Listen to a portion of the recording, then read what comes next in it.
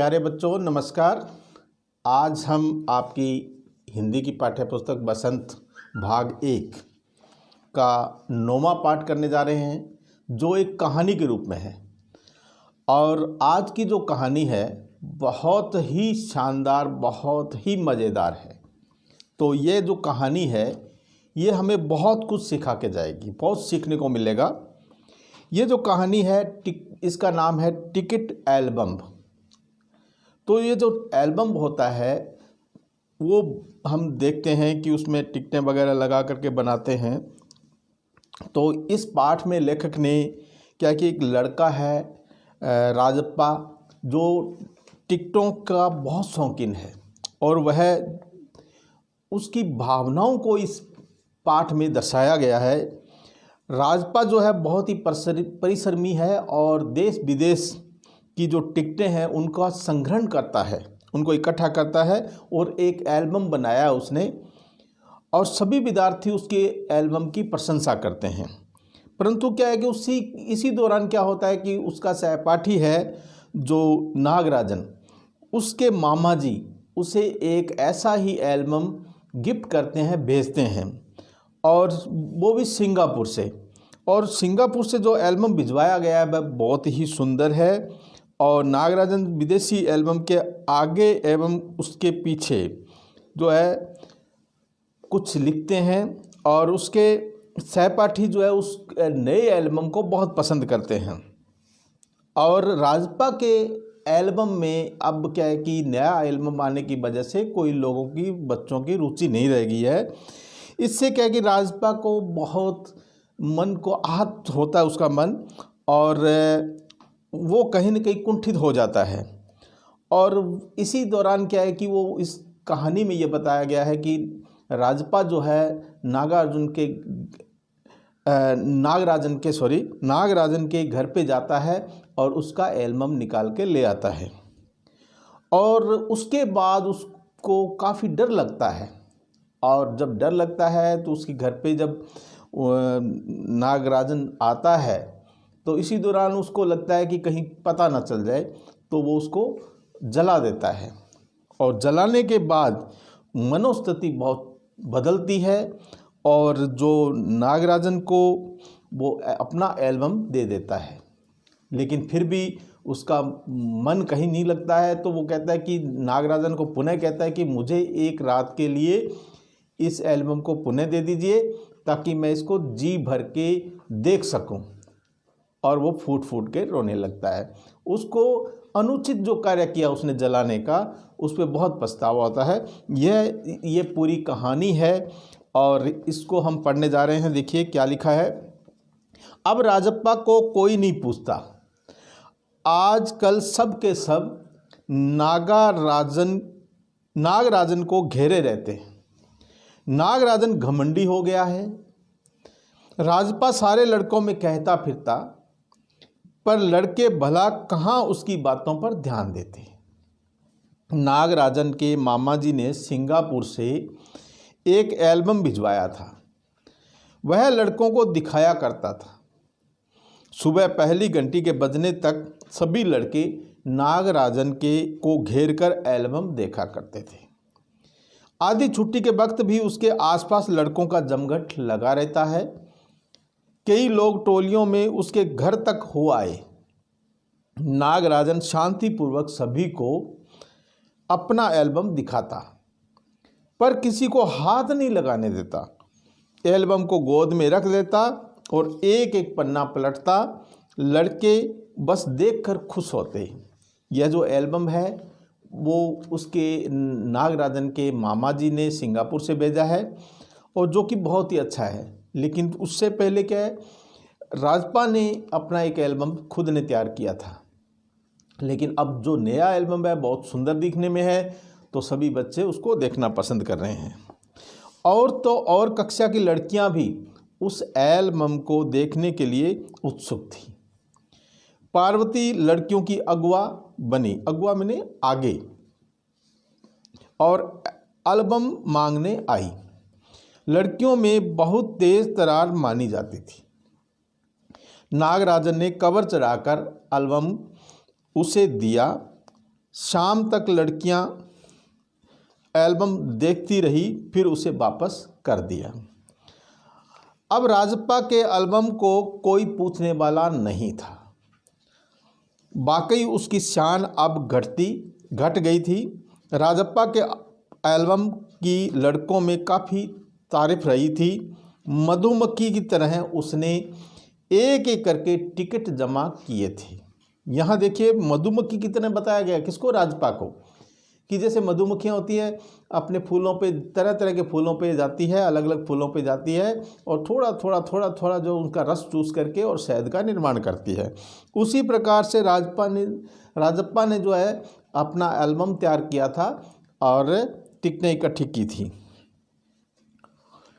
उसे तो बस एक यही धुन सवार थी, सुबह 8 बजे वह घर से निकल पड़ता, टिकट जमा करने वाले सारे लड़कों के चक्कर लगाता, 2 ऑस्ट्रेलिया के टिकटों के बदले 1 फिनलैंड का टिकट लेता, 2 पाकिस्तान के बदले 1 रूस का। बस शाम जैसे ही घर लौटता, बस्ता कोने में पटक कर अम्मा से चवेना लेकर निकर की जेब में भर लेता। चवेना मैंने भुने हुए कोई ऐसी चीज़ें जो सूखी हो और जो खाने लायक हो, और खड़े खड़े कॉफ़ी पीकर निकल जाता। 4 मील दूर अपने दोस्त के घर से कनाडा का टिकट लेने पगडंडियों में होकर भागता। स्कूल भर में उसका एल्बम सबसे बड़ा था। सरपंच के लड़के ने उसके एल्बम को 25 रुपये में खरीदना चाहा था, पर राजप्पा नहीं माना। घमंडी कहीं का राजप्पा बड़बड़ाया था। फिर उसने तीखा जवाब दिया था, तुम्हारे घर में जो प्यारी बच्ची है ना, उसे दे दो न 30 रुपये में। सारे लड़के ठाका मारकर हंस पड़े थे, पर अब कोई उसके एल्बम की बात तक नहीं करता। और तो और अब सब उसके एल्बम की तुलना नागराजन के एल्बम से करने लगे हैं। सब कहते हैं राजप्पा का एल्बम फिसड्डी है।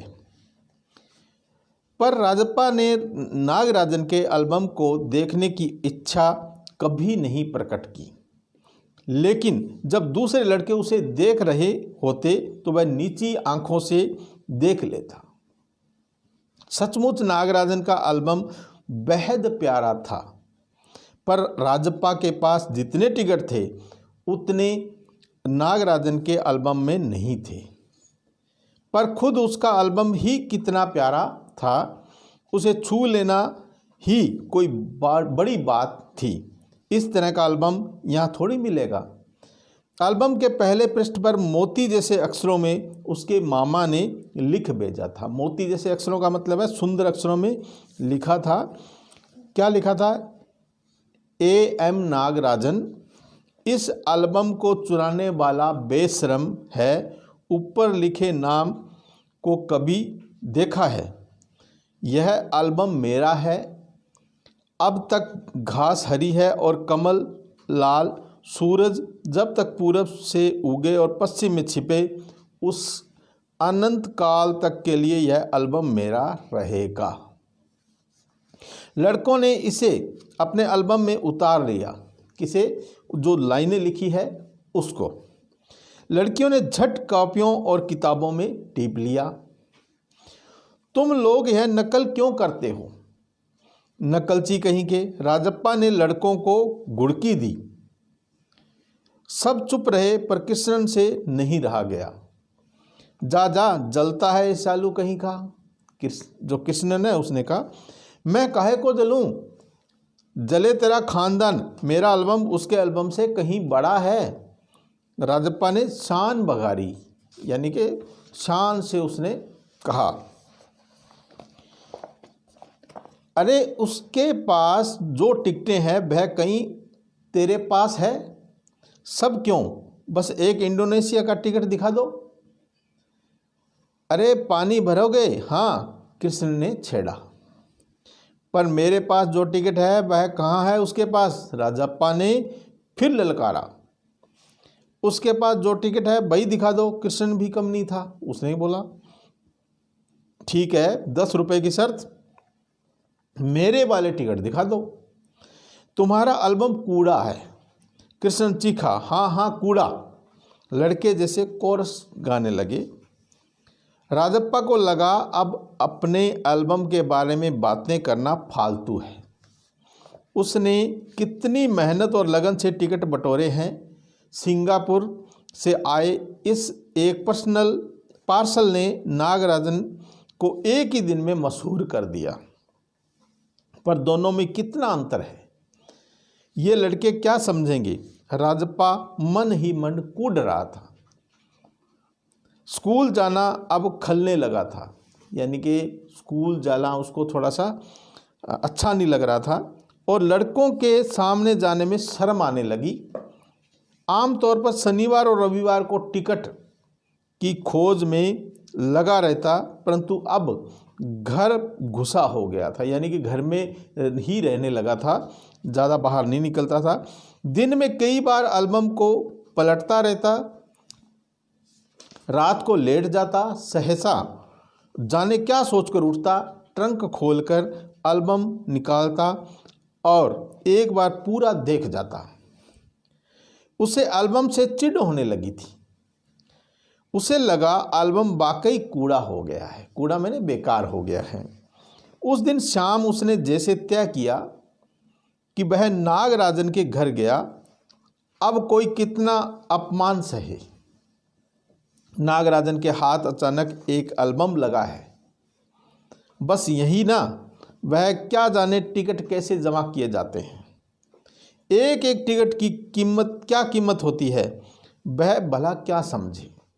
सोचता होगा टिकट जितना बड़ा होगा वह उतना ही कीमती होगा, या फिर सोचता होगा बड़े देश का टिकट कीमती होगा। वह भला क्या समझे। उसके पास जितने भी फालतू टिकट हैं उन्हें टरका कर उससे अच्छे टिकट झाड़ लेगा। कितनों को तो उसने यूं ही उल्लू बनाया है। कितनी चालबाजी करनी पड़ती है। नागराजन भला किस खेत की मूली है, ऐसा उसने राजप्पा ने विचार किया है। तो राजप्पा जो है वो नागराजन के घर पहुंच गया है। वो पहुंचकर ऊपर चला गया। चूँकि वह अक्सर वहां आया जाया करता था, सो किसी ने उसको टोका नहीं। ऊपर पहुंचकर वह नागराजन की मेज के पास पड़ी कुर्सी पर बैठ गया। कुछ देर बाद नागराजन की बहन कामाक्षी आई। भैया, उसने कहा, भैया शहर गए हैं। अरे हाँ, तुमने भैया का एल्बम देखा, उसने पूछा। राजप्पा को हाँ कहने में हैंकड़ी हो रही थी। बहुत सुंदर एल्बम है। सुना है स्कूल भर में किसी के पास भी इतना बड़ा एल्बम नहीं है। तुमने किसने कहा? तुमसे किसने कहा? भैया ने। वह कूद गया, यानी कि चिढ़ गया। बड़े से क्या मतलब हुआ? आकार में बड़ा हुआ तो एल्बम बड़ा हो गया। उसकी चिड़चिड़ाहट साफ थी। कामाक्षी कुछ देर तक वहीं रही, फिर उस नीचे चली गई। राजप्पा मेज पर बिखरी हुई किताबों को टंटोलने लगा। अचानक उसका हाथ दराज के ताले से टकरा गया। उसने ताले को खींचकर देखा, बंद था। क्यों ना उसे खोल कर देख लिया जाए। मेज पर से उसने चाबी ढूंढ निकाली। सीढ़ियों के पास जाकर उसने एक बार झांक कर देखा, फिर जल्दी से दराज खोली। एल्बम ऊपर ही रखा हुआ था। पहला पृष्ठ खोला। उन वाक्यों को उसने दोबारा पढ़ा।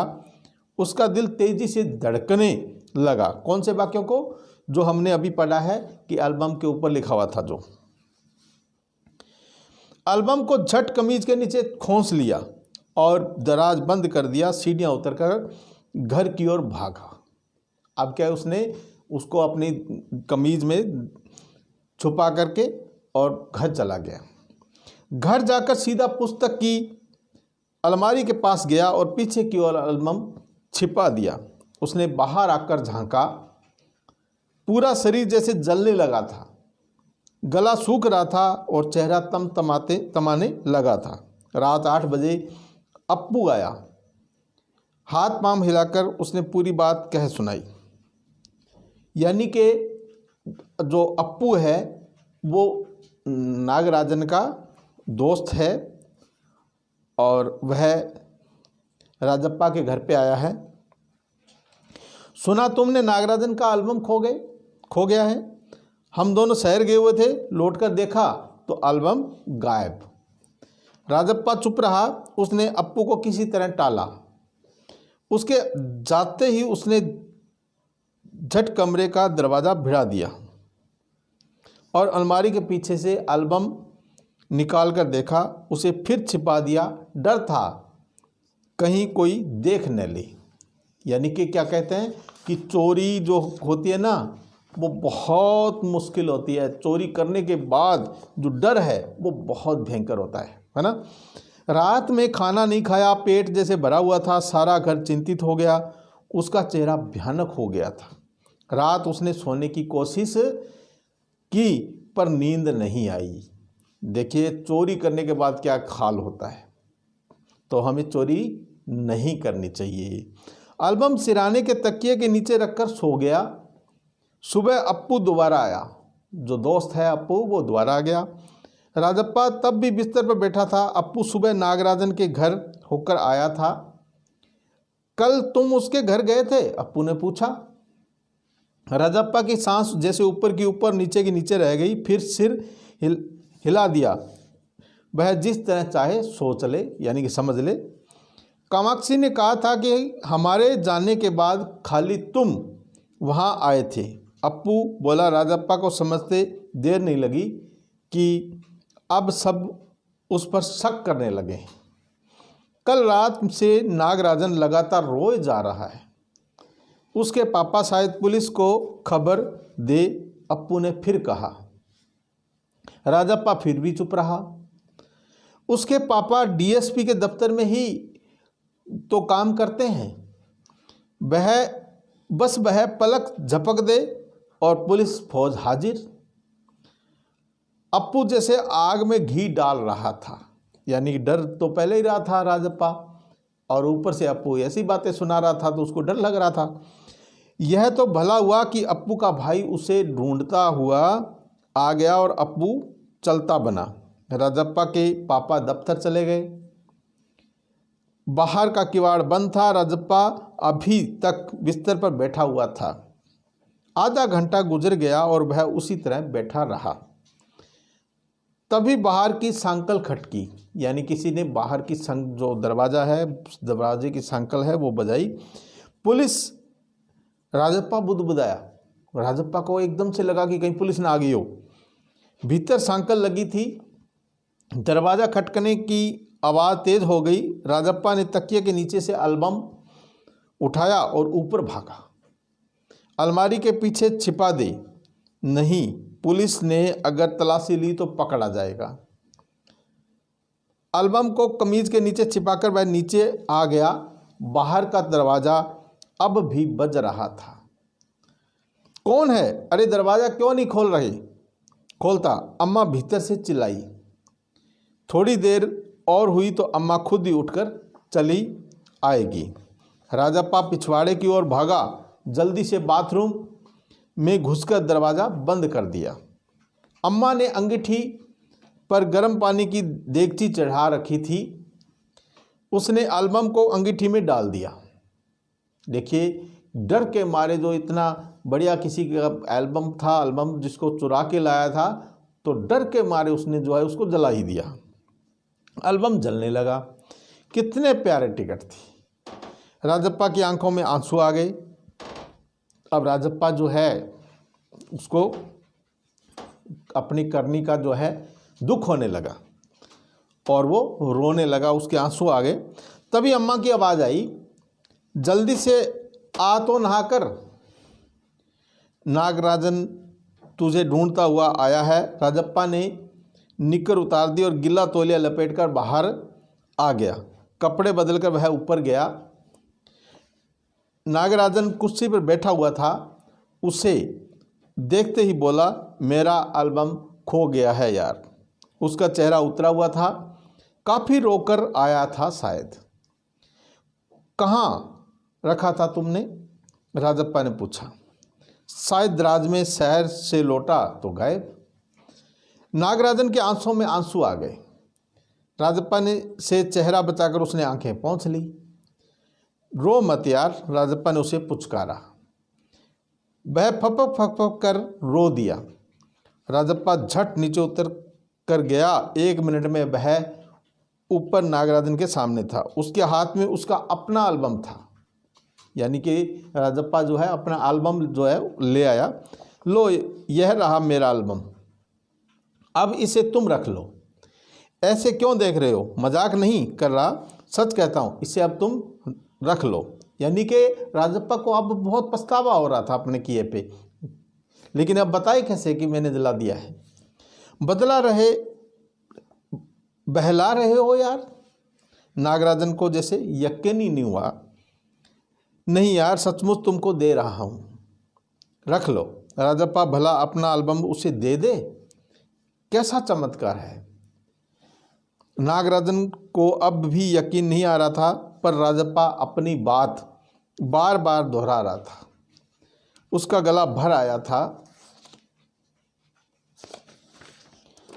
ठीक है, मैं इसे रख लेता हूँ, पर तुम क्या करोगे? मुझे नहीं चाहिए। क्यों, तुम्हें एक भी टिकट नहीं चाहिए? नहीं। पर तुम कैसे रहोगे बगैर किसी टिकट के? रोता क्यों है यार? ले, इस एल्बम को तू ही रख ले, इतनी मेहनत की है तूने। नागराजन बोला। नहीं, तुम रख लो, लेकर चले जाओ, जाओ चले जाओ यहाँ से। वह चीखा और फूट फूट कर रो दिया। नागराजन की समझ में कुछ नहीं आया। वह एल्बम लेकर नीचे उतर गया। कमीज से आंखें पोंछता हुआ राजप्पा भी पीछे नीचे उतर आया। दोनों साथ साथ दरवाजे तक आए। बहुत बहुत धन्यवाद, मैं घर चलूं? नागराजन सीढ़ियां उतरने लगा। सुनो राजू, राजप्पा ने पुकारा। नागराजन ने उसे पलट कर देखा। एल्बम दे दो, आज रात जी भरकर इसे देखना चाहता हूँ। कल सुबह तुम्हें दे जाऊँगा, ठीक है? नागराजन ने उसे एल्बम लौटा दी और चला गया। राजप्पा ऊपर आया और उसने दरवाज़ा बंद कर लिया और एल्बम को छाती से लगाकर फूट फूट कर रोने लगा। यह जो कहानी है उसको लिखा है सुंदरा राम स्वामी ने, और यह पहले क्या कि तमिल में लिखा हुआ था और तमिल से इसको हिंदी में अनुवाद किया गया है। तो प्यारे बच्चों, देखो आज की जो कहानी है, राजप्पा ने देखो अपने जो नागराजन है उसका एल्बम चोरी कर लिया, क्योंकि उसको चिढ़ होने लगी थी कि लोग उसका एल्बम पसंद कर रहे हैं। वो सिंगापुर से आया था, उसके मामा जी ने भेजा था, तो उसको चिढ़ हो रही थी। लेकिन हालांकि जो है राजप्पा ने जितनी मेहनत की थी अपनी टिकटों को कलेक्शन करने में, इकट्ठा करके एल्बम बनाने में, उतनी उसने मेहनत नहीं करी थी। वो तो फ्री में आया था, उसके मामा जी ने भेजा था। अब क्या है कि वो चोरी कर लेता है और उसके बाद देखो उसका पछतावा कितना होता है जब वो उसको जला देता है। और ये सिर्फ सारी घटनाएं उसके बाद ये होती है कि वो पछतावे में वो अपना एल्बम उसको दे देता है। किसको? नागराजन को। और उसके बाद वो बहुत कुंठित होता है, दुखी होता है और फिर नागराजन से एक रात के लिए उसको मांगता है और उसको अपने एल्बम को छाती से लगा करके फूट फूट कर रोने लगता है। तो प्यारे बच्चों, इससे ये शिक्षा मिलती है कि हमें कभी भी गलत काम नहीं करना चाहिए। सबसे पहले तो कोई गलती करनी नहीं चाहिए, चोरी वगैरह करनी नहीं चाहिए। अगर बाय दी वे, अगर इत्तेफाक से गलती हो जाए तो उसको सुधार कर लेना चाहिए, क्योंकि एक गलती, कहते हैं ना, एक गलती 100 गलतियां करवाती है। एक झूठ के पीछे 100 झूठ बोलने पड़ते हैं। इसलिए प्यारे बच्चों, कभी भी ऐसा कदम मत उठाओ जिससे किसी और का नुकसान के साथ साथ हमें नींद ही ना आए। अब देखिए, उसका एल्बम चुराने के बाद राजप्पा को नींद तक नहीं आई, परेशान रहा, पुलिस से डर रहा। तो कभी भी ऐसा काम नहीं करना चाहिए। अगर गलती हो जाए तो गलती मानते हुए उसको लौटा देना चाहिए था, उसको खराब नहीं करना चाहिए था। तो चलिए हम प्रश्नोत्तर करते हैं। आपके तो पाठ्य पुस्तक में है।